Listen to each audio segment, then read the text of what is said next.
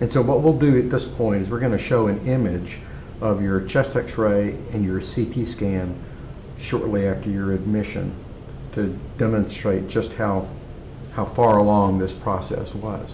And it was about this time that I think the infectious disease physicians saw you and started ordering tests and so forth.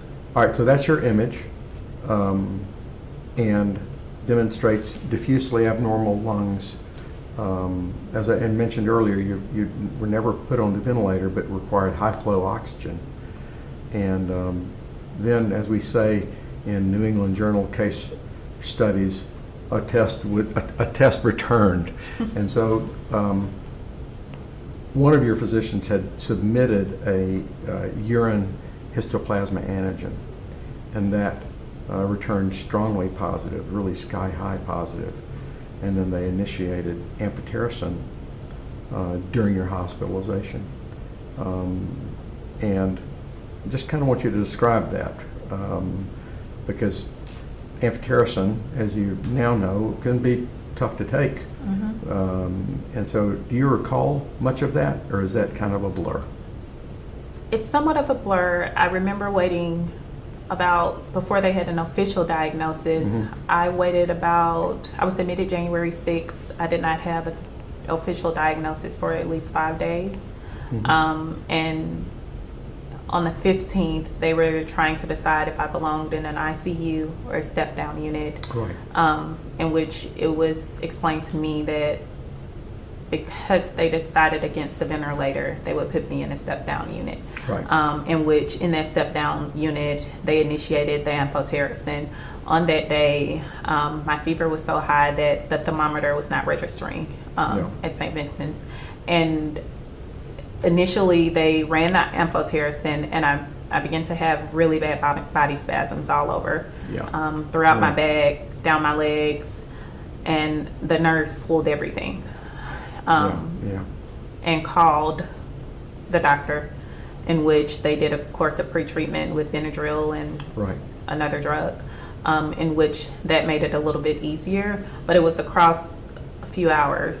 And I began to turn around with the amphotericin, but again, I'd been so sick.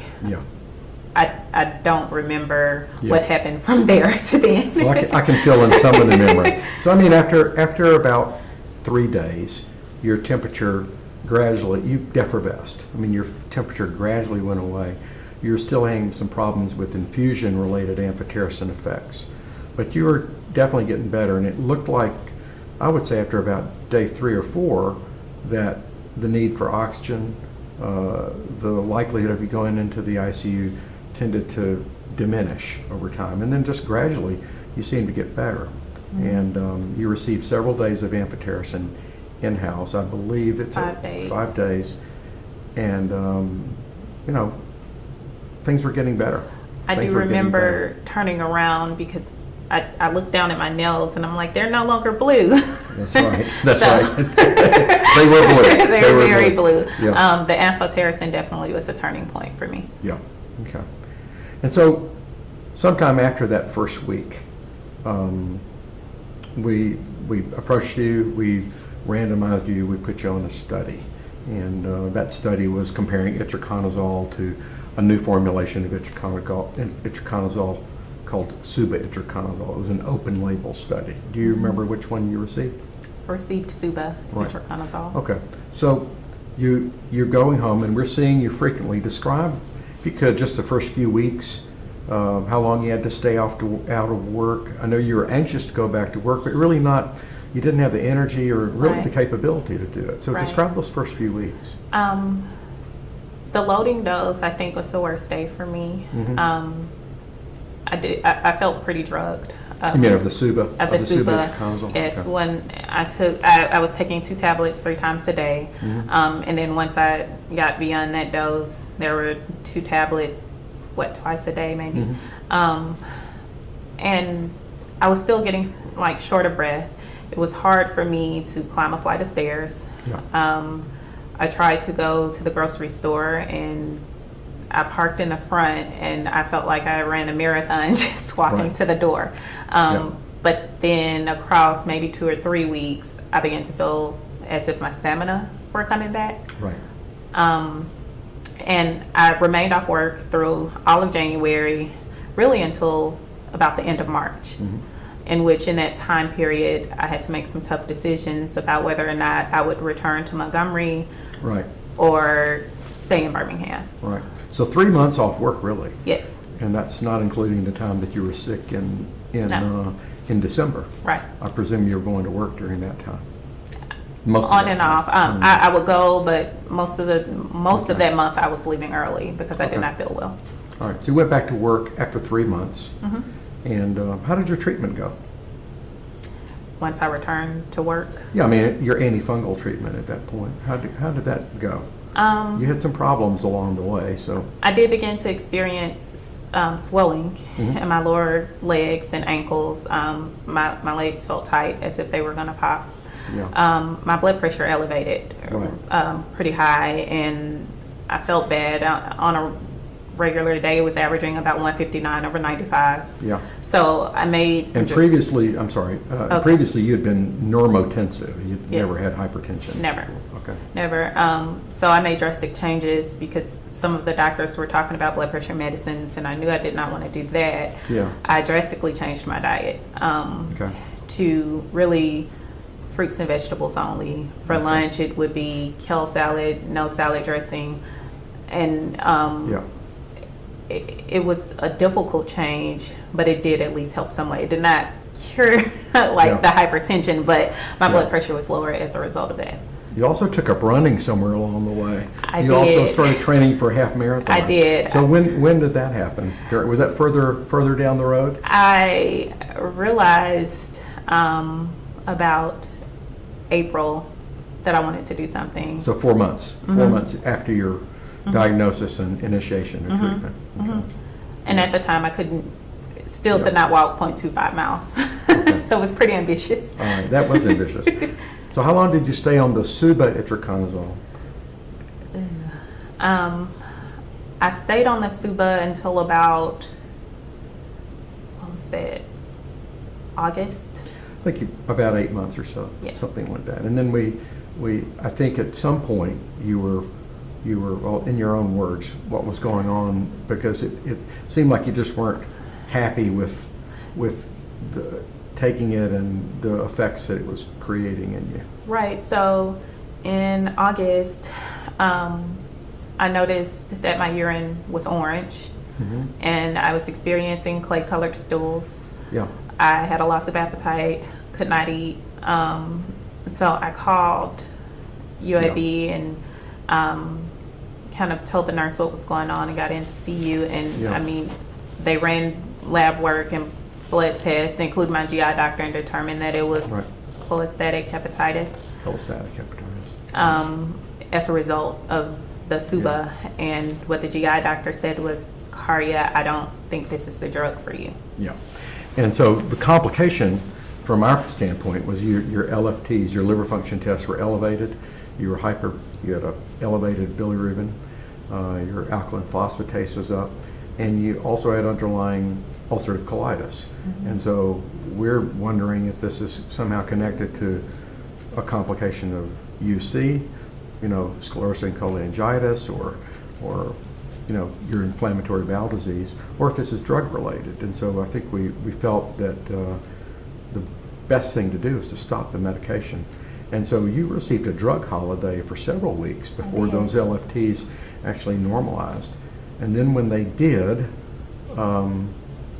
we began you on posaconazole, I think, at that point. Right. Correct? Right. How long did you take that? I maybe lasted on posaconazole 2 weeks. And it was a recurrence of just what symptoms was posaconazole was pretty bad for me, and the first symptom that I noticed was the fever. The fever had returned about 102.1, so I had chills. Yeah. And I kind of called all around. I went to the emergency room, and everybody's like, "We need Dr. Pappas." Well, Dr. Pappas is out of town. As usual. Yeah. Okay. Yeah. All right. Good. So after that, they thought that it was a complication of the posaconazole. Then I began to see like ulcers in my mouth. I couldn't swallow. I couldn't eat. Yeah. It hurt pretty bad. And then my legs and my ankles were even bigger on the posaconazole than the itraconazole. Okay. And so I should mention that during these times, your levels were really good. You were absorbing it, both when you're on itraconazole, your itraconazole levels were very, very good, and same with posaconazole. But we elected to take you off of posaconazole as well because of some overlapping side effects. It's clear that you weren't tolerating it. But we needed to treat you because you had only received up to that point at most 8 months of therapy, and it had disseminated histoplasmosis. And I should mention too that your urine antigen had not returned to normal. It was in the 3 range at that point, normal being less than 0.5 perhaps, or undetectable.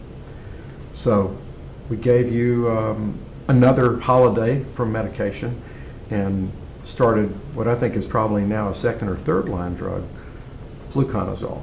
And so you've been on fluconazole now for really months. I think 200 milligrams twice daily because you tolerate it best that way. But how have you done with fluconazole? Fluconazole has been better for me. In the beginning, I still experienced some side effects. I don't know if it was related or not, but shortness of breath. I did go for a checkup with my primary, and she was concerned about that. I have begun to lose my hair a little bit in patches as a result of treatment with fluconazole. But other than that, I haven't had any major side effects. All right. And the last time we checked your urine histo antigen, it was down in the 1s. So you've continued to improve, at least in that regard, and no return of your symptoms of disseminated histo. So if you can just kind of summarize, I mean, how did this impact your life over the course of the last year and month or so? I mean, and how's it going now? You have taken up running, and I know that you ran a half marathon. I did. Yeah. It drastically impacted my life.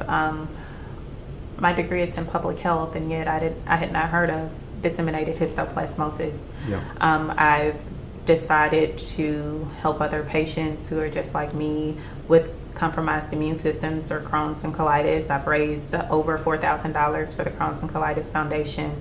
I have helped other individuals who are suffering from autoimmune diseases just through support. I've learned the importance of slowing down and listening to my body. If I'm sick, I'm sick. So this was an experience that taught me, there's more to life. And there's a purpose behind everything. Well, I can't thank you enough for being here. This story it's compelling. I'm glad it all worked out real well. Thank you, Dr. Pappas. You've been a model patient. You really have. You've been terrific. And I anticipate you'll be on fluconazole for a few months longer until we get your antigen down to 0 and everything is going well. But I really appreciate you being here. Really want to thank you for your time today and being here. Appreciate you contributing your time and effort to this cause.